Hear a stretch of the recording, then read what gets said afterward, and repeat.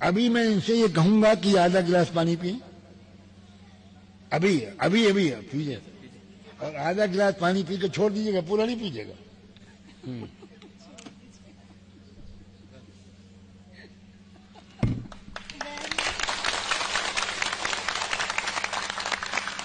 यह है तरीका संविधान सुरक्षा का।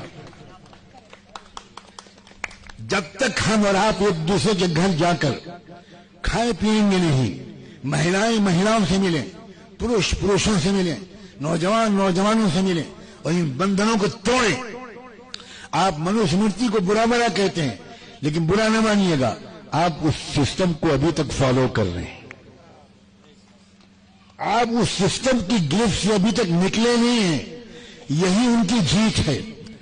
अगर हम और आप इसमें कामयाब हो गए, इससे बढ़कर कोई पॉलिटिकल मूवमेंट नहीं है।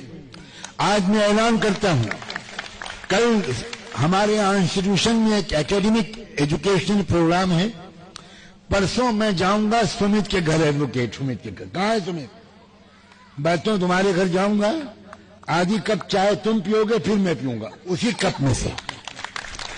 और उसी दिन मैं एडवोकेट क्रांति के मैडम के घर जाऊंगा और चाय पियोगी, और उसमें से मेरी वाइफ भी चाय पिएगी, मैं भी पीऊंगा। मैं पूरी फैमिली के साथ तुम्हारे घर आऊंगा, ठीक है?